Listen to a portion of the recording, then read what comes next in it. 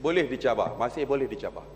Misalnya kalau kita misalnya di dalam kontrak kredit kad misalnya.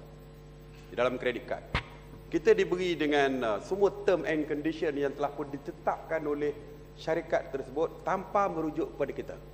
Mereka boleh tiba-tiba menaikkan interest dengan secara tiba-tiba tanpa kebenaran daripada kita.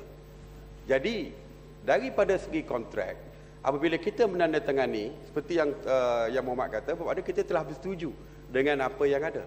Tetapi test dia, ujian dia, sebab itu kita kata bahawa dia ada ujian dia. Ujian dia, adakah kita mempunyai pilihan untuk menandatangani ataupun kita terpaksa menandatangani. Kalau ujian itu jawapannya ya, kita tiada pilihan, maka boleh dicabar. Bukan saya katakan bahawa kita terus boleh menang kes tersebut. Bermakna kes ini boleh dibawa ke tribunal pengguna atau mahkamah untuk dicabar. Misalnya Batu Gajah sebut tentang park at your own risk. Kalau sekarang tak boleh dicabar, sebab apabila kita dah setuju, kita park, kita dah bayar, semua dah bermakna kita dah setuju secara implied. Secara impliedly kita dah setuju. Bila kita letak kereta kita, makna dia kata kalau you tak setuju dengan park at your own risk, you boleh park di tempat lain.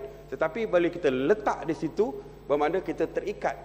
Dan akhirnya yang memberi sewa kereta mengatakan, look, kita dah disclaim kita punya liability kerana sudah ada park at your own risk. Itu dulu. Tetapi pada hari ini, kalau kita mengatakan tidak ada pilihan, kita tidak ada dibincang dan sebagainya dari segi untuk mempersetujui kontrak tersebut, ianya boleh dicabar. Isunya ialah ianya boleh dicabar. Saya tidak kata kita terus menang kes, terus dapat award terus. Tidak, saya tidak kata macam tu. Isunya ialah ianya boleh dicabar. Bermakna di bawah yang ini dia lari daripada prinsip asal kontrak, iaitu apabila ditandatangani terikat. Sekarang ni walaupun terikat tetapi boleh dicabar, but yet mahkamah yang akan menentukan. Bukan akta ini secara automatik menentukan relief untuk mendapatkan remedi dan sebagainya, tetapi mahkamah yang menentukan ataupun tribunal tuntutan pengguna. Tentu yang betul. Kalau begitulah keadaannya, memang pengubahan undang-undang ini tidak begitu baik kerana kita mengubah undang-undang untuk memastikan ada kepastian. Kalau setiap kali undang-undang diluluskan, masih kita sendiri, menteri pun ragu-ragu sama ada boleh dicabar atau tidak.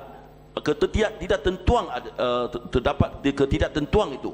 Itu menunjukkan bahawa pengubahan kita di sini tidak lagi terperinci, dan harap kalau boleh ditetap dengan nyata supaya rakyat tahu apakah undang-undang dia. Dan kalau dalam keadaan yang dikatakan oleh menteri tadi, kita tidak menandatangani apa-apa perjanjian dengan Indah Water Consortium dan mereka kutip daripada kita tidak ada pilihan. Bolehkah itu dicabar? Kerana pada masa sekarang ni ratusan ribu kes di mahkamah IWK, bolehkah ia dicabar? Kita mahu dapat satu kepastian supaya mahkamah kita tidak we call loaded with so many cases. Kita mahu satu kepastian undang-undang supaya rakyat tahu apakah undang-undangnya dengan jelas dan supaya rakyat hidup dengan ada kepastian di bawah undang-undang. Terima kasih Muhammad. Saya rasa secara prinsipnya undang-undang tidak ada terus mendapat remedi tanpa pergi mahkamah. Dalam kes apa sekalipun. Ya Muhammad peguam, saya peguam. Misalnya di dalam isu rumah kita, kita sewakan kepada orang lain.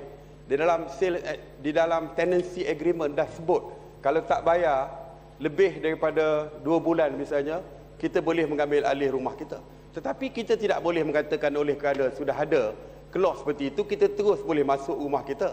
Still kita kena pergi kepada court untuk mendapatkan distress order dan sebagainya.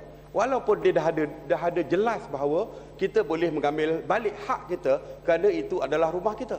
Tetapi akhirnya mahkamah juga yang akan menentukan. Kita still kena pergi buat distress order.